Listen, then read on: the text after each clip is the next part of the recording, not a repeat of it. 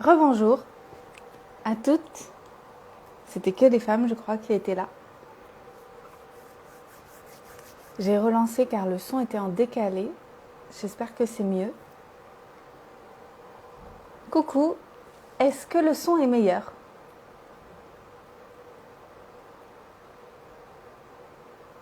C'est bon? Super, très bien, donc ça roule. Je me demande quand même, ça me rappelle que l'année dernière, mon son sur mon téléphone, il était aussi en décalé. Et je pensais que c'était en lien avec mon téléphone et j'en ai changé, mais je me demande si c'est pas juste parce qu'il est trop plein, mon téléphone. J'ai tendance à garder toutes les vidéos et toutes les photos et à saturer. Donc peut-être que c'est une question de ça.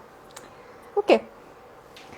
Bienvenue à toutes ici et à tous s'il y a des garçons qui nous rejoignent aussi en replay.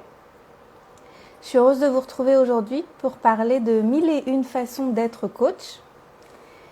J'ai eu l'idée de cette idée parce qu'en fait, j'avais énormément de questions de personnes qui me demandaient quoi faire avec la formation Coach from the Heart. Alors, je trouve que cette question, elle est intéressante parce que moi, de là où je suis maintenant, avec les multiples formations de coaching que j'ai faites, j'ai l'impression qu'on peut tout faire. Absolument tout. Mais ça ne veut pas dire qu'il ne faut pas que j'explique qu'est-ce que c'est ce tout.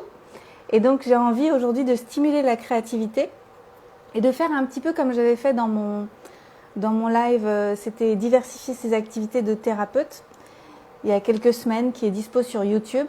Je pense que c'est intéressant de voir comment on peut, en tant que coach, voir grand et diversifier nous aussi nos activités et voir les différents possibles. Alors, d'abord, je vais réexpliquer ce que c'est que le coaching. Donc, le coaching, tout simplement, c'est aider les personnes qu'on accompagne à aller d'un point A à un point B. Donc, il y a un objectif, on définit un chemin qu'on va faire ensemble et on travaille avec des outils de coaching.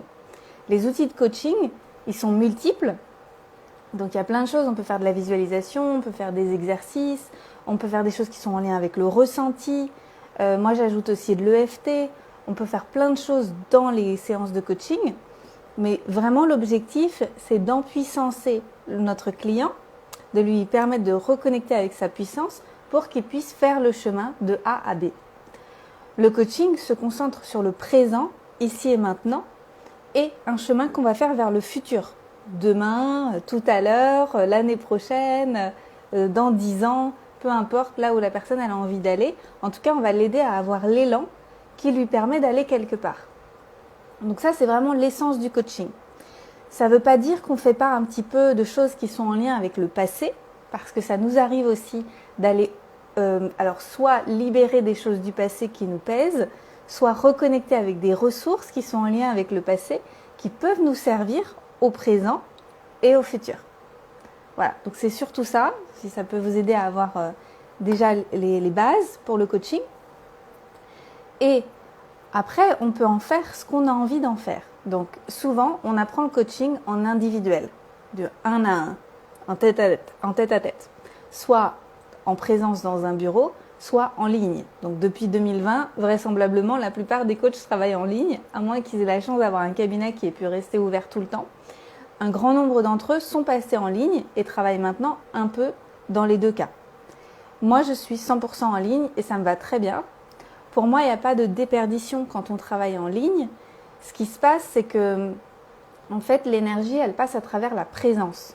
Donc, à partir du moment où votre présence, elle est pleine et entière à votre client, il n'y a pas de déperdition d'énergie. Pour moi, au contraire, le fait d'être dans mon environnement, de ne pas avoir eu besoin de faire 1 heure de métro, etc., d'être sûr qu'il n'y a pas de bruit, d'avoir choisi un environnement qui est solide pour pouvoir faire mes séances de coaching, il y a un grand apaisement qui fait que je suis vraiment sereine et je suis 100% disponible à ce que me dit la personne, à son énergie, à ce qu'elle vient me transmettre. Et elle, comme elle est chez elle, elle est tranquille, elle est sereine aussi, elle est avec sa tasse de thé, elle est dans son canapé, elle est prête pour moi. Donc le fait de travailler en ligne, je trouve que c'est vraiment excellent et je trouve qu'il y a justement un grand niveau de présence. Donc je vote pour le travail en ligne en coaching. Ce qui me permet aussi de prendre les notes en même temps pour mes clients, sans regarder En fait, j'ai tellement écrit dans ma vie que maintenant je peux taper sans regarder le clavier et donc je regarde mon client, je suis bien avec mon client et je tape les notes que je peux lui envoyer par la suite. Donc ça c'est super. Donc ça c'est en 1 à 1. Mais le coaching, on peut aussi le faire en groupe. Alors pour moi, c'est compliqué de se lancer dans des coachings de groupe tant qu'on n'a pas fait des coachings 1 à 1. Parce que les outils qu'on voit en coaching 1 à 1, c'est bien de voir leurs effets sur de multiples personnes pour pouvoir en observer les résultats. Donc je sais qu'il y a des gens qui veulent faire des coachings de groupe et c'est une excellente idée. Mais moi je recommande vraiment de se faire la main sur des coachings 1 à 1 pendant un certain temps pour être à l'aise avec vos outils et pour qu'après vous soyez à même de pouvoir contenir l'espace pour un groupe et avoir une idée des résultats que vous allez obtenir avec vos outils. Et commencer avec un groupe, ça me paraît être un petit peu précipité. Mais ça dépend après vous de votre expérience passée aussi. Peut-être que vous avez déjà accompagné des groupes, peut-être que vous êtes déjà à l'aise avec ça. Et peut-être aussi que vous allez utiliser le coaching pour quelque chose qui sera niché, quelque chose de très spécifique. Ensuite, vous pouvez utiliser le coaching pour des événements, donc des ateliers par exemple de coaching ou quelque chose qui va être ponctuel. Parce que le coaching par essence, comme on fait un chemin ensemble, c'est rarement une seule séance. C'est souvent plusieurs séances d'accompagnement. Et là, c'est vous, le coach, qui décidez de la couleur que votre accompagnement va prendre. Donc ça peut être, moi dans mon cas par exemple, c'est 9 séances. Mais j'ai pas commencé à 9, j'ai commencé à 6. Et donc j'ai commencé par 6 séances et puis je rajoutais 3 séances avec les gens qui voulaient. Et puis parfois encore 3. Donc je faisais parfois 6, parfois 9, parfois 12. Jusqu'à 15, c'est arrivé quelques fois. Et je me suis dit en fait 9 c'est plus juste pour moi. 6, je reste sur ma faim avec les gens, on n'est pas allé jusqu'au bout. Et donc maintenant c'est toujours 9. Et plus si affinité, si les gens veulent poursuivre un petit peu, c'est encore possible. Donc, vous pouvez donc faire aussi des événements ponctuels et par exemple un petit groupe sous forme d'atelier et coacher dans cet atelier avec un thème, avec un angle en particulier pour pouvoir aider les gens à surmonter quelque chose, à pouvoir créer en eux un élan qui va les amener à la transformation. Est-ce que c'est clair jusque-là? Coaching 1 à 1, coaching de groupe, atelier. Logiquement, la suite c'est quoi? Retraite. Parce que finalement, une retraite c'est quoi? C'est plusieurs ateliers mis bout à bout, en créant un lien, un fil rouge, pour pouvoir décliner quelque chose. Comme moi j'avais fait ma retraite il y a 1 an et demi déjà, ma retraite Live from the Heart, c'était 5 jours, comme un bootcamp de vivre depuis l'espace du cœur, 5 jours de 9h à 16h30, 17h, avec une pause au milieu. Mais finalement, quand je réfléchis à comment je l'ai créé, j'ai réfléchi à où je voulais emmener les gens à la fin, le vendredi soir. Et après, j'ai découpé en petits morceaux. En fait, j'ai découpé en 5, déjà avec 5 thèmes différents sur la semaine. Et après, par jour, avec des modules en fait de 2-3 heures qui finalement auraient pu être des ateliers qui auraient été pris comme ça pour 2-3 heures que j'aurais pu faire à Paris. Complètement en fait, ça aurait tout à fait tenu la route. Donc ça c'est quand on se sent prête à accueillir les gens sur plus que 2-3 heures, qu'on veut bien les accueillir pour une journée ou plusieurs jours pour vivre une transformation profonde. Et puis après, on peut aussi sinon créer des produits en ligne. Donc des produits en ligne, c'est quoi? C'est par exemple des e-books.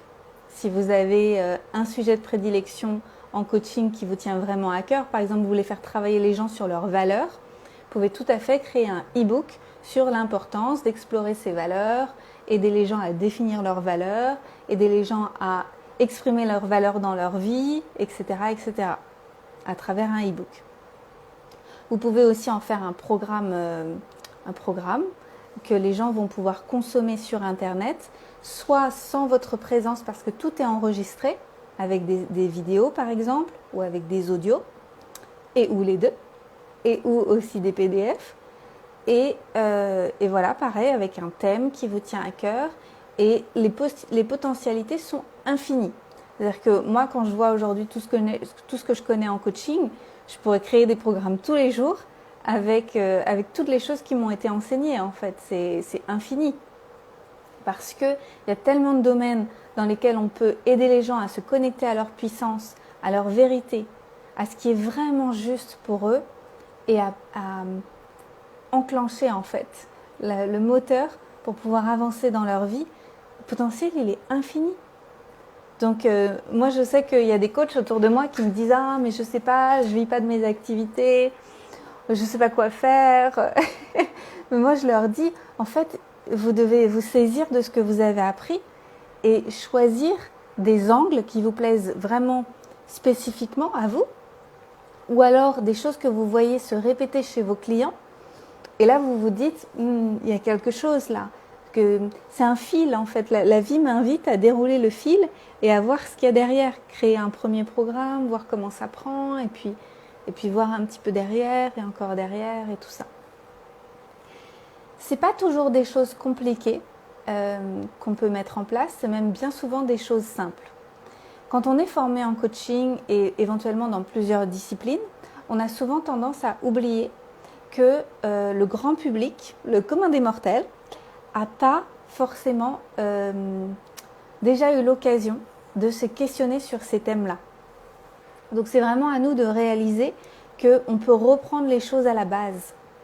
Et après, on peut de façon incrémentale ajouter des choses. On peut avoir un programme qui soit niveau 1, et puis après niveau 2, et puis niveau 3, quand notre communauté évolue avec nous et elle a déjà fait la base. Vous pouvez également décider, comme moi je l'avais fait il y a 2 ans, j'avais commencé, puis j'ai continué l'année dernière, mettre des vidéos gratuites sur votre site internet que les gens vont pouvoir rejoindre en échange de leur email pour qu'après vous puissiez les recontacter, leur donner des nouvelles via une newsletter et tout ça. Et ces vidéos gratuites, ça peut être une première approche de coaching. Donc moi, mes vidéos, dans mes vidéos, j'interpelle les personnes qui viennent visiter mon site et je les aide déjà à se poser des premières questions. Et je sais qu'il y a énormément de personnes dans ma communauté qui a principalement consommé les vidéos gratuites. Peut-être que vous les avez même vues. Et ça, c'est vraiment une super première approche quand on se dit « Ah, est-ce que potentiellement un jour je prendrai un programme payant avec Anne-Claire, où j'achèterai son e-book, où je viendrai à sa retraite, où je viendrai à un atelier, où je prendrai un coaching de groupe, ou bien je prendrai un coaching individuel ?»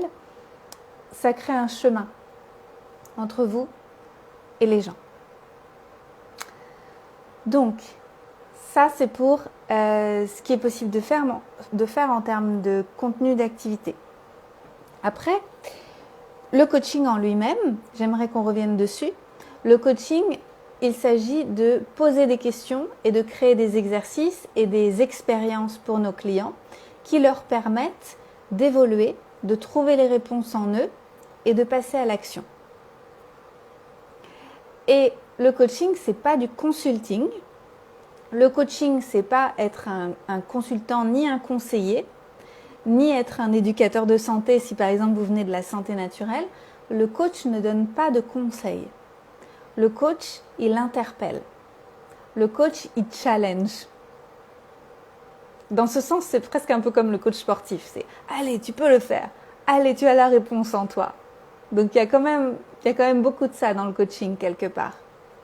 C'est, même si nous, on a la réponse sur le bout des lèvres, on attend. Ça, pour moi, ça a été vraiment un apprentissage. Parce que en naturopathie, on donne des conseils, en fait, on a appris des protocoles et après on délivre les protocoles à nos clients, comme dans beaucoup de pratiques en accompagnement en médecine traditionnelle naturelle. Et en coaching, j'ai dû apprendre à faire un pas de côté et à me dire arrête de croire que tu sais pas. Et donc tu vas te mettre dans une posture de page blanche et tu considères que ton client, il a déjà toutes les réponses en lui et tu vas l'aider à révéler ses réponses et à révéler les prochaines étapes de son chemin. Et ça a été balèze de faire ce pas de côté. Mais en fait, mes clientes, elles vont jamais aussi loin que quand c'est elles qui ont décidé de où elles voulaient aller. Quand elles ne sont pas biaisées par l'expérience de quelqu'un d'autre. Donc ça, c'est vraiment quelque chose de très important à prendre en compte. Et après, on va parler des niches, mais le coach, il pose la bonne question au bon moment pour suggérer une transformation, pour distiller quelque chose qui permet la transformation. Et on n'est pas responsable, nous, en tant que coach, de la longueur du chemin que notre coaché va faire. On est juste en charge, nous, de mettre en place le contenant qui permet une sécurité et qui permet cette transformation. Coucou Laurent. Donc, on crée une transformation. En fait, la transformation ne pourra arriver que s'il y a de l'intimité avec le client. S'il n'y en a pas, il n'aura pas suffisamment confiance en vous pour pouvoir être vraiment challengé. Donc ça, c'est vraiment quelque chose qui est hyper important. Donc tout à l'heure, je parlais de la qualité de présence. Là, je parle de l'intimité et de la confiance. C'est vraiment essentiel pour pouvoir accéder à un potentiel de transformation. Donc, une fois que notre client il est bien en confiance avec nous et qu'on peut le challenger, lui poser les bonnes questions, alors lui, il peut changer de perspective. Parce que bien souvent, c'est ça qui manque. C'est une incapacité à changer de perspective, comme si on était bloqué, on a des œillères, on se dit bah non, c'est pas possible, c'est pas possible, c'est pas possible. Et puis d'un coup, en séance de coaching, il y a de la détente qui peut arriver et on peut regarder les choses différemment avec les questions, avec les exercices, avec les expériences proposées par le coach. Et là, d'un coup, c'est pas possible, ça n'existe plus. Et donc, même si on n'a pas encore la réponse, on peut réaliser que si il existe la potentialité d'une solution quelque part dans l'univers. Et on va se permettre d'aller explorer et d'aller voir ce qui peut exister. Donc ça, c'est vraiment le boulot du coach. Moi, je trouve que c'est un métier magique parce qu'en fait, tout ce que j'ai à faire, c'est d'être présente, d'avoir des conversations intéressantes avec mes clients, de considérer qu'ils sont immensément puissants et qu'ils ont déjà tout en eux. Et donc, mon boulot, c'est de faire en sorte qu'ils se sentent en sécurité pour pouvoir baisser leur garde, pour pouvoir regarder les choses différemment, changer de perspective et oser passer à l'action et transformer le statu quo. C'est pas difficile en fait. Je dis ça aujourd'hui avec l'expérience de je sais pas combien de centaines de séances, 1 millier et quelques de séances. Donc forcément, aujourd'hui je dis ça avec beaucoup de relaxation. Je suis là, je suis chill. J'arrive en séance 5 minutes avant. Je suis prête avec mon petit déj, tout ça. Pour moi, c'est pas difficile parce que j'ai pratiqué. Je sais qu'au début, les jeunes coachs, ils ont souvent peur de pas savoir quel exercice donner.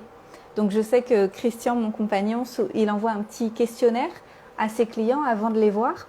Et comme ça, il sait dans quel état d'esprit le client va arriver, puisqu'il reçoit le questionnaire dans les 24 heures précédant le coaching. Et donc, il réfléchit aux exercices qu'il va pouvoir leur donner. Et c'est tout à fait juste aussi, en fait. Il y a beaucoup de coachs qui font même encore comme ça, même après, quand ils sont à l'aise. Mélissa Maillet, avec laquelle je travaillais l'année dernière, qui a été ma coach sur presque 7 mois, elle m'envoyait aussi un questionnaire 48 heures avant que je devais renvoyer sous 24 heures. Et donc, elle avait une idée de où je me trouvais dans ma vie. Donc ça, c'était surtout pour éviter d'avoir à me reposer la question en début de séance. Elle arrivait, elle savait déjà, en fait, elle avait déjà un bon niveau d'information pour qu'on rentre directement dans la séance. Donc, il y a plein de façons de faire. Moi, je ne pose pas de questions avant parce qu'en fait, on fait directement avec ce qui est là. Donc, si mon client il a fait un rêve, quelque chose, on peut tout à fait attaquer là-dessus. Si c'est tordu la cheville le matin, je pense à une de mes clientes et qu'il s'était passé quelque chose de vraiment très important parce qu'il y avait un manque d'ancrage, etc. On part de là parce que c'est souvent des événements dans la vie qui nous font penser à des choses et après on a envie de travailler dessus. Mais en tant que coach, comme au départ dans l'accord de coaching que vous allez signer avec votre client, vous vous mettez d'accord sur un chemin que vous allez parcourir ensemble, vous avez fixé des objectifs. Et donc, je suis la gardienne des objectifs. Ma coachée, elle arrive avec de la matière malléable, en fait, avec laquelle on va travailler. Mais moi, je garde en tête qu'elle a envie d'accomplir ça, d'avoir de la clarté dans tel domaine, passer à l'action dans tel domaine. Et moi, je vais quand même ramener ces sujets-là au, au sein des séances parce qu'elle a envie d'aller quelque part. Et je veux honorer ce désir d'aller quelque part. Voilà. N'hésitez pas à poser des questions parce que voilà, ça va être plus riche si vous me posez des questions. Laurent, tu dis oui, tu accueilles ce qui vient dans l'instant présent pendant les séances comme moi. Ouais.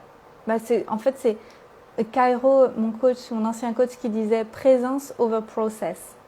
Le plus important, c'est la présence avant tous les processus, exercices, expériences, questions que vous pourriez proposer à vos clients.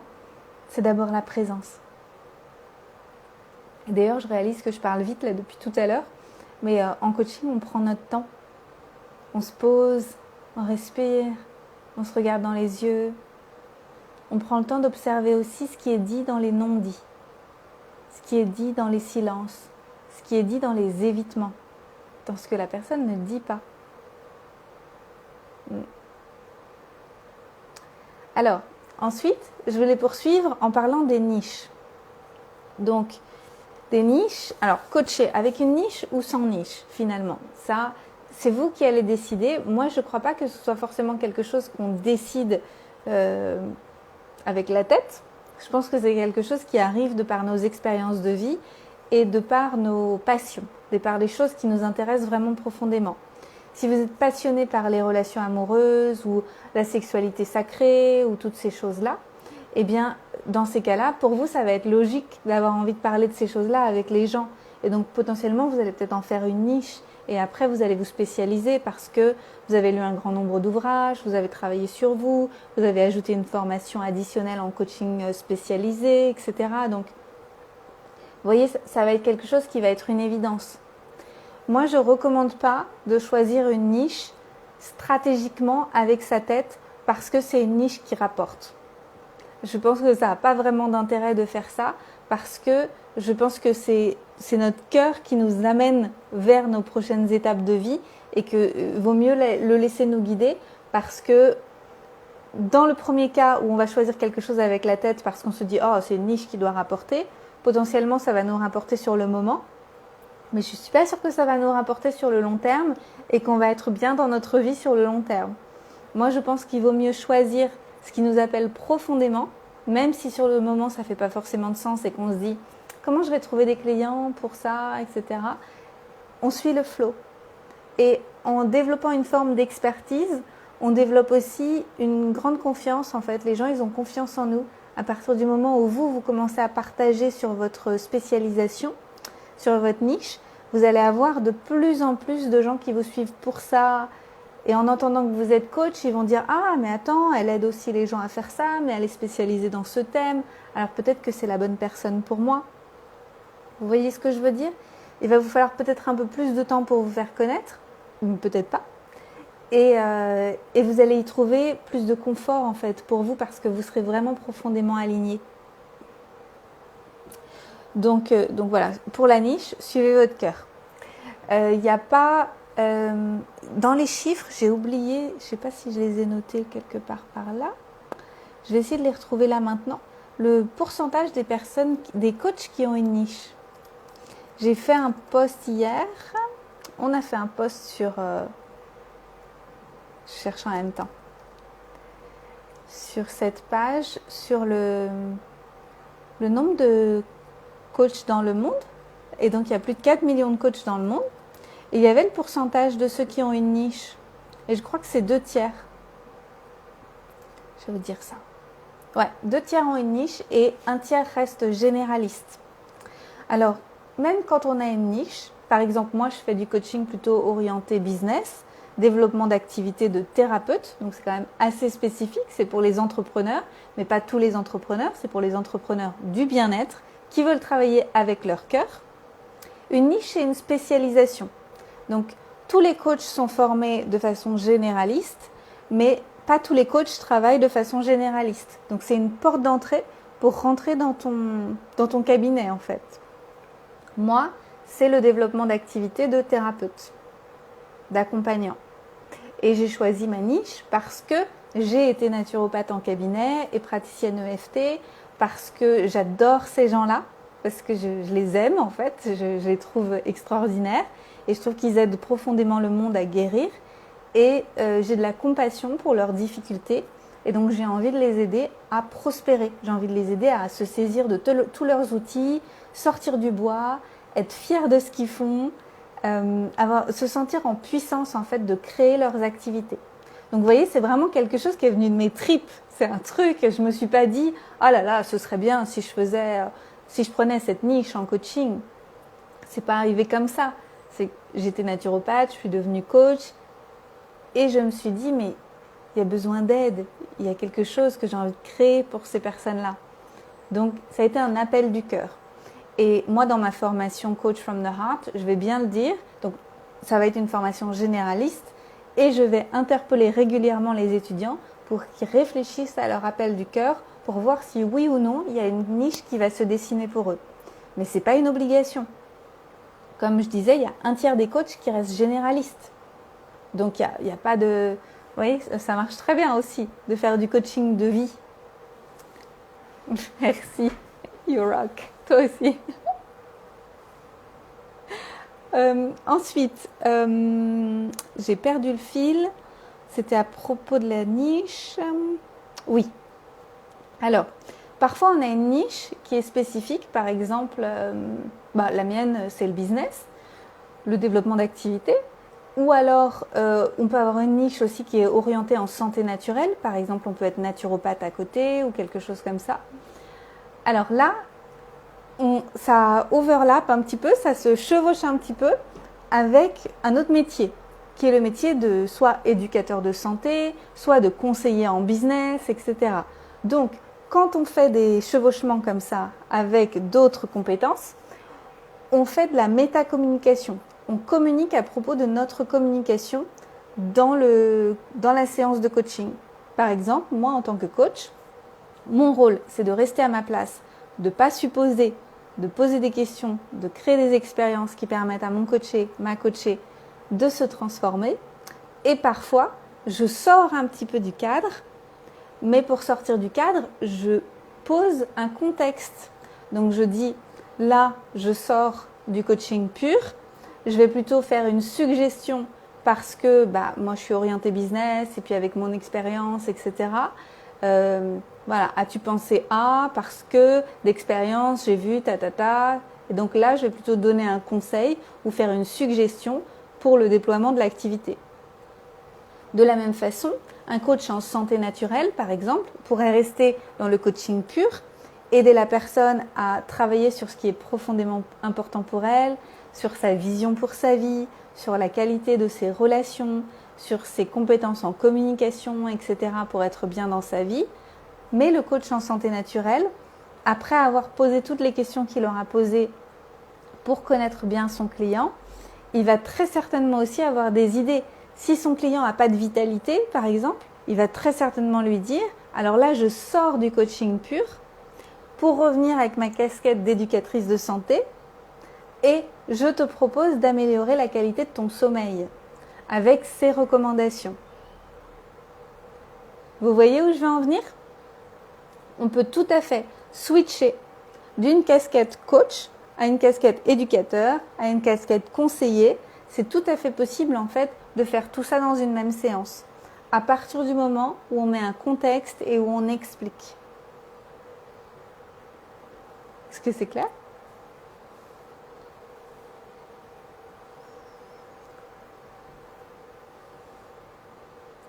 Switch. Parce que je pense qu'il y a beaucoup de gens qui ne réalisent pas à quel point ils peuvent faire plein de choses avec tous leurs outils. Et pour moi, le coaching, c'est aussi un lien. Parce que parfois, on a des compétences, je reprends un peu les mêmes exemples, mais on peut avoir une compétence en santé naturelle, une compétence en MBSR, processus de méditation, etc. Et puis d'autres compétences. Et puis on se dit, mais en fait, il me manque quelque chose pour relier toutes mes compétences. C'est comme si j'avais pas tout. C'est clair, mais pas très. Pas très clair. Très clair, mais pas très. Alors, donc le coaching, il vient aussi créer un lien parce que comme ça, vous avez un processus en fait dans vos séances où vous posez un cadre où en fait au début, donc c'est relativement le même cadre à chaque fois, donc je vais vous expliquer le mien, mais après, bien entendu, c'est vous qui posez le vôtre. Hein. Mais donc très souvent, j'invite la personne déjà à se déposer, à vider son bol. Elle arrive de sa journée, elle a des choses qui lui tournent dans sa tête, etc. Et donc je lui explique comment ça va se passer. Je lui explique que c'est du temps pour elle, 100% pour elle, pour aller explorer toutes ces dimensions à l'intérieur, les espaces sombres, les espaces lumineux, pour pouvoir avoir une meilleure connaissance d'elle-même, pour pouvoir aussi faire des choix et prendre des décisions pour avancer dans sa vie, et expliquer que je vais la considérer comme une créatrice puissante. Et donc dans ce sens, je vais forcément la challenger et je vais l'inviter à donner le meilleur d'elle-même. À arrêter peut-être aussi de faire des choses qu'elle ne veut plus faire, à oser poser des limites. Et tout ça, je l'explique vraiment au début pour avoir le droit de challenger ma cliente. Le consentement, c'est vraiment quelque chose qui est hyper important en coaching. La même chose si vous êtes en groupe, posez un cadre clair au début et demandez le consentement. Est-ce que c'est OK si on fait cet exercice? Est-ce que je peux vous pousser là-dessus? C'est vous qui me dites stop si je pousse trop loin. Le coach, par essence, il est challengeant. Donc c'est à vous d'être sûr que c'est OK pour l'autre. Et l'autre, il a dû vous donner le consentement au début. Et sinon, il vous stoppe. Il vous dit non, mais là, ça va trop loin. J'aime mieux qu'on s'arrête là et qu'on passe à un autre sujet. OK. Et là, vous respectez. Vous respectez. Et peut-être la prochaine fois, vous reviendrez sur ce thème et vous verrez comment ça a été digéré. Et c'est OK.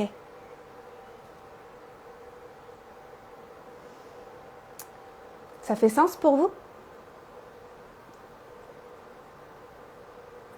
Oui, l'annoncer dans le cadre de la séance, c'est ce qui compte. Oui. En fait, il y a une grande transparence dans ce qu'on crée avec nos coachés. Il y a beaucoup de... C'est juste, on cherche la vérité. Donc nous-mêmes, on doit être dans une transparence absolue et dans l'authenticité pour que la personne, elle n'ait pas de doute en fait, pour qu'elle nous fasse confiance, qu'elle se fasse confiance et qu'elle avance et qu'elle fasse aussi plus confiance à la vie. C'est pour ça que c'est important que le coach, la coach, elle ait aussi travaillé les exercices sur elle. Parce que c'est très difficile de recommander des exercices qu'on ne connaît pas bien pour soi et qu'on n'a pas exploré pour soi. Ce serait un peu l'hôpital qui se moque de la charité. Si nous, on proposait quelque chose de challengeant, dire à nos clients, tiens, tu vas aller essayer de faire ça. Allez, vas-y, fais ça. Mais nous, on n'a jamais essayé. Et puis quoi encore? En fait, la cohérence, hyper important. Donc c'est pour ça que souvent quand on se forme en coaching, c'est assez bouleversant. Il se passe plein de choses, beaucoup de transformations intérieures, mais c'est vraiment riche et magique. Oui, Laurent, tu dis, l'important c'est que la personne trouve sa vérité. Oui, exactement. Alors comment on fait si la personne elle manque de confiance en elle? Comment la motiver? Alors, merci pour cette question. J'aimerais, pour répondre à ta question, je voudrais parler de quelque chose qui est important. Comment elle dit ça? Je pense à Nicole Lepera, Holistic Psychologist sur Instagram, qui a écrit un super livre qui s'appelle How to Do the Work, que je recommande d'ailleurs aux personnes qui s'inscrivent à ma formation. Je suis en train de le finir. Elle parle de self-betrayal. En fait, elle explique, et je suis tout à fait d'accord avec cette vision des choses, que en fait, à la base, on est né avec un instinct pour notre vie. Et donc, on a commencé à grandir avec forcément un instinct de ce qui était bon pour nous, pas bon pour nous, avec un avis, avec des envies, avec des limites qu'on a envie de poser, etc. Et puis, on s'est pris des portes. Voilà, on s'est pris des portes et on a adopté des mécanismes de protection pour pouvoir continuer à naviguer dans notre famille et dans notre environnement social quand on était petit, pour être en sécurité. Ce qui se passe, c'est que ça a créé une trahison de notre propre instinct intérieur de ce qui est juste pour nous. Donc d'abord, c'est regarder là où on s'est trahi soi-même, là où on n'a pas été là pour soi. Donc c'est pour ça que la notion de pardon, elle est aussi importante. Dans le coaching, souvent, ça arrive qu'on ramène la notion de pardon pour pouvoir apaiser des parts de nous qui ont été blessées parce que pas entendues. Donc dans ce sens, le coaching, il a aussi un aspect thérapeutique et pas seulement un aspect performance ou cheerleader, etc. C'est aussi un aspect thérapeutique parce qu'on va se pardonner de ne pas avoir su faire autrement par le passé. Et après, on va décider qu'à partir de maintenant, on va être là pour soi. Et généralement, les gens qui décident de prendre un coaching, parce que c'est un investissement personnel, parce qu'ils savent qu'ils vont être challengés, parce qu'ils investissent de leur poche pour le faire, parce qu'on leur demande de définir des objectifs avant de partir en voyage avec nous sur ce chemin de transformation. Les gens qui investissent en coaching, ils ont souvent réalisé ça, l'importance d'arrêter de se laisser tomber, d'arrêter de se trahir, de vraiment s'écouter pour de vrai et d'aller rencontrer les parts de nous qui ont été blessées pour pouvoir leur dire c'est terminé. À partir de maintenant, on va faire différemment. Ça ne veut pas dire qu'on va être parfait, mais on va faire différemment et on va continuer d'avancer.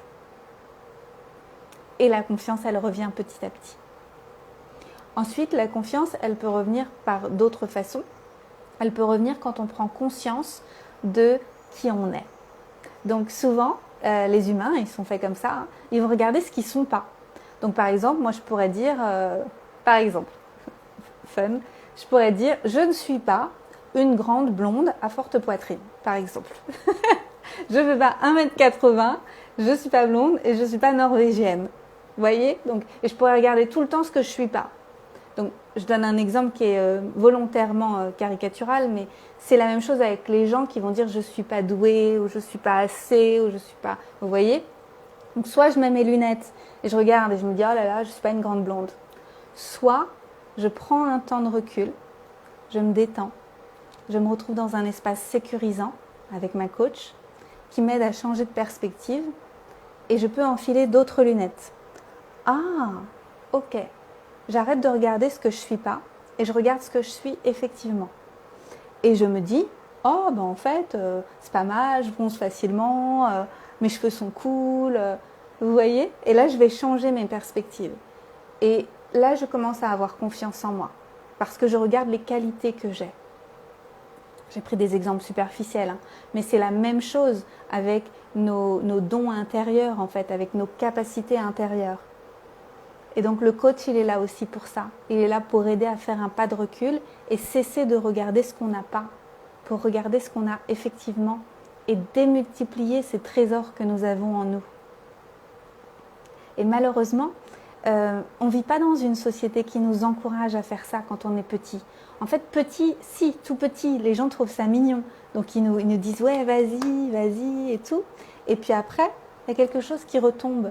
Parce que le système scolaire, les familles, etc., au bout d'un moment, on regarde moins les enfants, on encourage moins leur unicité au profit de les bonnes notes, être sage, pas faire de vagues, etc. Et on diminue en fait les parts de nous qui sont puissantes, qui sont belles, qui pourraient rayonner et on ne s'autorise plus à les faire rayonner. Et donc nous, en tant que coach, notre job, c'est aussi de tendre un miroir aux gens et de leur dire « Regarde ce que tu es, pour de vrai. Arrête de regarder ce que tu n'es pas. » Est-ce que ça répond à ta question ?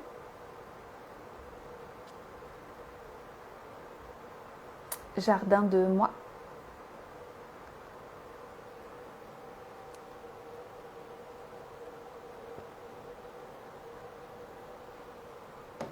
Alors Laurent, je ne suis pas sûre que le livre soit déjà sorti en français. Il faut que tu regardes. Potentiellement, comme elle a des millions de followers, je ne serais pas étonnée qu'il y ait des maisons d'édition qui aient déjà acheté l'édition en français pour l'adapter. Mais il est sorti il y a que quelques semaines, donc je ne suis pas sûre que ce soit déjà le cas. Super, je suis contente que ce soit clair pour toi. Je crois que j'ai à peu près fait le tour des choses que j'avais envie de dire sur 1001 façons d'être coach. J'espère que pour vous c'était clair. Et si vous avez d'autres questions, j'ai encore du temps si vous avez envie d'en poser. Ça peut être sur le coaching en général, le métier de coach, des niches, ça peut être sur des pratiques. N'hésitez pas.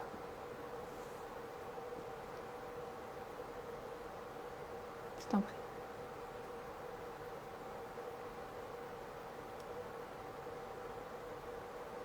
En tout cas, moi je trouve que c'est un très beau métier.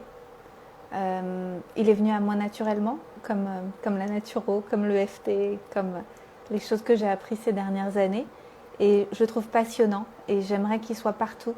En fait, pour moi, pour aller au-delà de ce que j'ai présenté tout à l'heure, pour moi, ce serait que tout le monde soit formé au coaching, que les parents soient des coachs pour les enfants, pour les aider à tirer le meilleur de leur potentiel, que les professeurs soient des coachs pour les enfants aussi.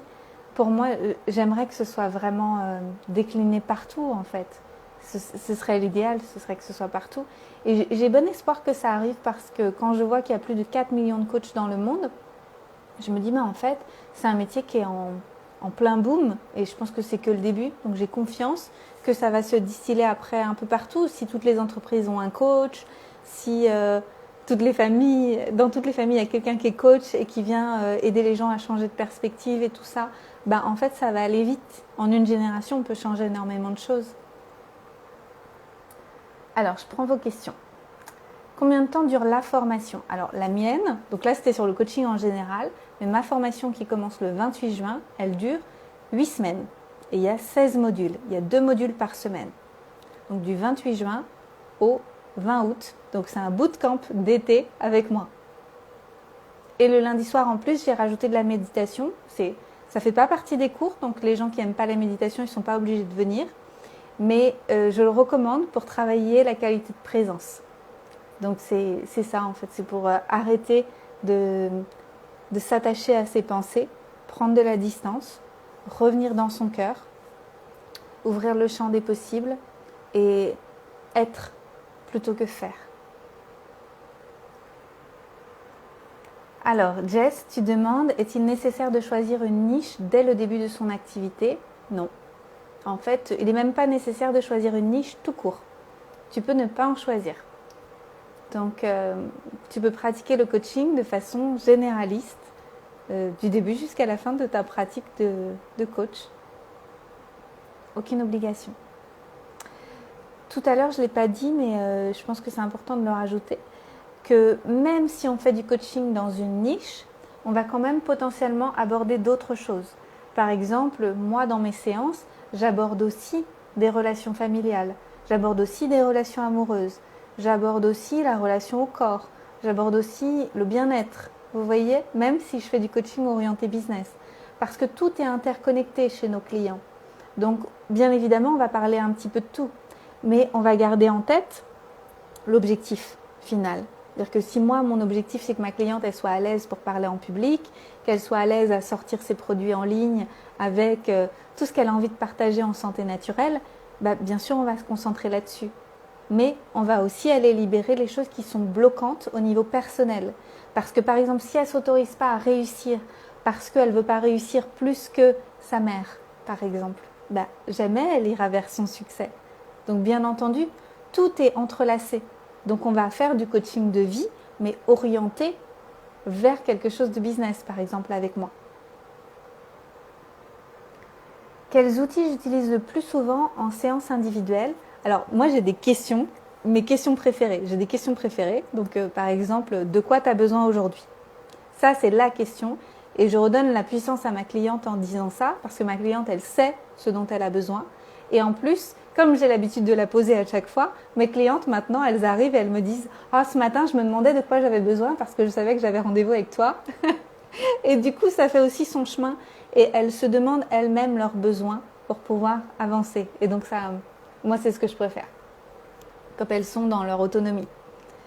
Donc des questions. Moi, c'est les questions, les questions, les questions. L'EFT.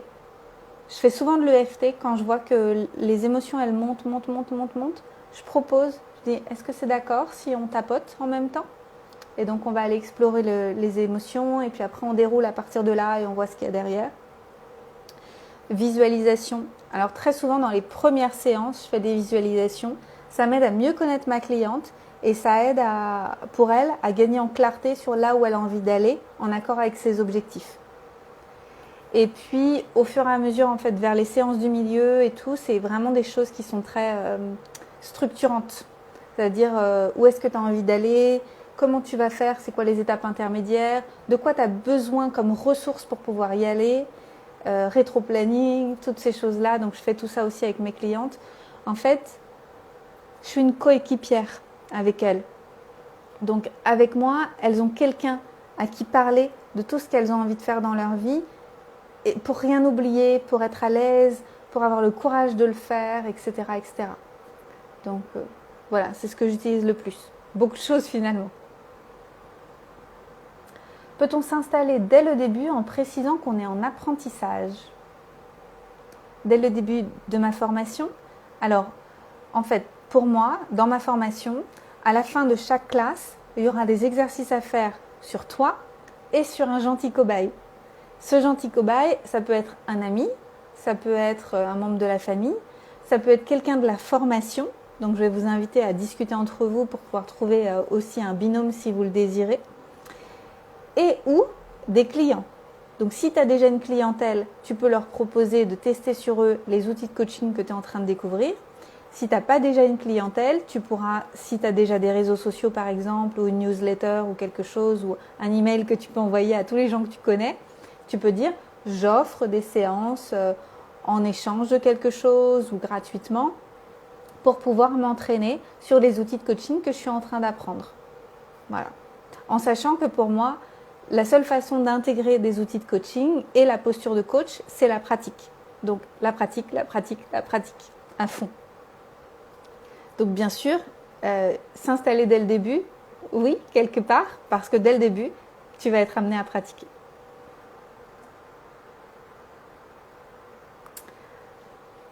Coucou Diane, alors un conseil pour des coachs en devenir comme toi. Déjà, bienvenue dans la famille des coachs et merci de nous rejoindre parce que le monde en a besoin. Un conseil, ce serait l'alignement. Toi-même, fais le travail sur toi que tu vas demander à tes clients. C'est-à-dire, toi-même, sois en chemin d'être plus alignée, plus authentique, d'être courageuse, d'être dans ta vérité, tu vois. En fait, après, quand on le fait, c'est une évidence en fait. Il y a quelque chose de magnétique. Les gens sont attirés par cette cohérence, par cette paix intérieure, par le courage. Ils vont être attirés par ce que tu as développé grâce au fait que tu as travaillé sur toi avec tous ces exercices-là. Donc je dirais ça, et puis la pratique, la pratique, la pratique, la pratique. Plus tu vas voir des clients en séance, plus tu vas être à l'aise et plus tu vas être dans le flow. Amuse-toi bien.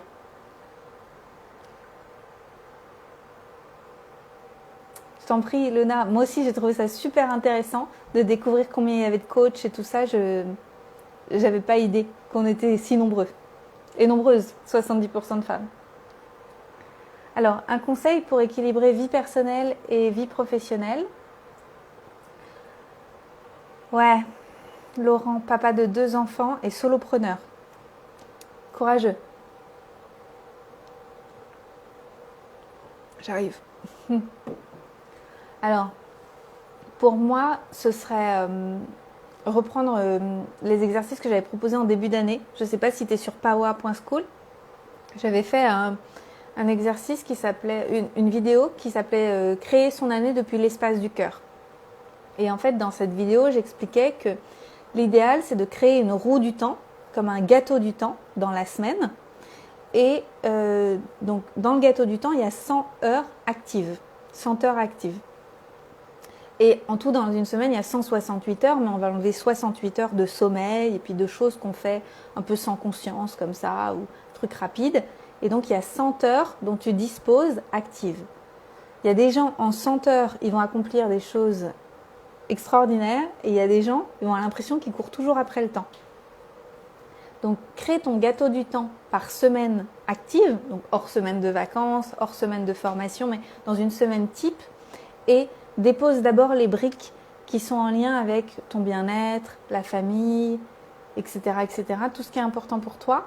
Vois le temps qu'il reste et harmonise selon ton rythme de vie pour que ça respecte ton rythme à toi et pour que tu aies toujours de la vitalité.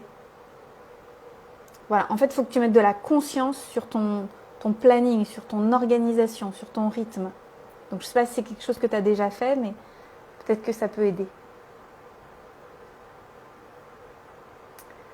Alors, mes kiffs, aventures et trésors, comment vous identifiez le nombre de séances pour chaque client?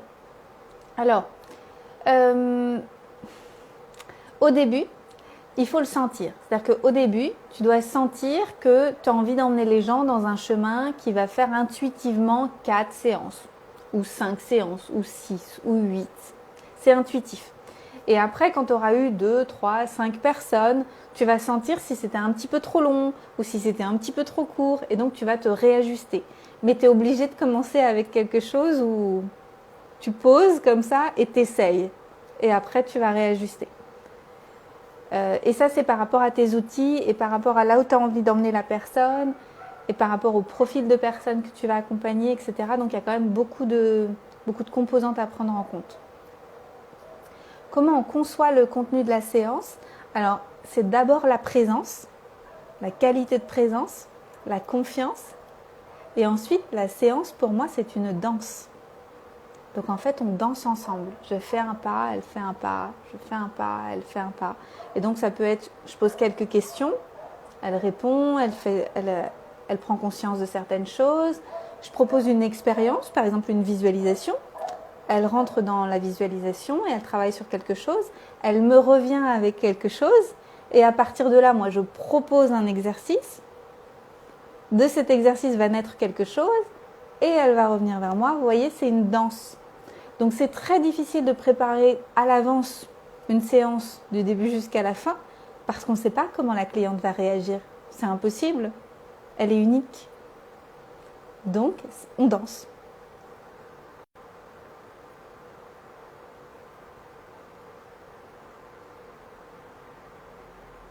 Alors, je réponds aux dernières questions et je voudrais faire moins d'1 heure pour pouvoir l'enregistrer. Est-ce qu'il y aura des conseils sur le business pour se lancer pendant ma formation? Très peu. Il y a un cours sur le business et après, j'offre une remise de 40% sur mon programme d'école pour apprendre à faire décoller ses activités d'accompagnant. Donc, je préfère me concentrer dans ma formation à faire de vous des bons coachs, des coachs excellents. Et après, si vous voulez décoller, faire décoller vos activités, vous allez prendre quelque chose à part pour apprendre à décoller. Voilà, c'est 2 choses qui sont séparées. Mais bien sûr, je répondrai volontiers aux questions qui me seront posées à la fin des cours. Je garderai toujours du temps pour ça et on pourra toujours parler aussi du business un peu dans le groupe Facebook et à la fin des cours. Et sinon, d'école, c'est vraiment l'idéal. Coucou Wafa. Génial, si tu adores la danse, c'est parfait. Voilà, donc j'espère que ça vous aura éclairé, que ça vous aura aidé à comprendre un petit peu mieux ce qui est possible de faire.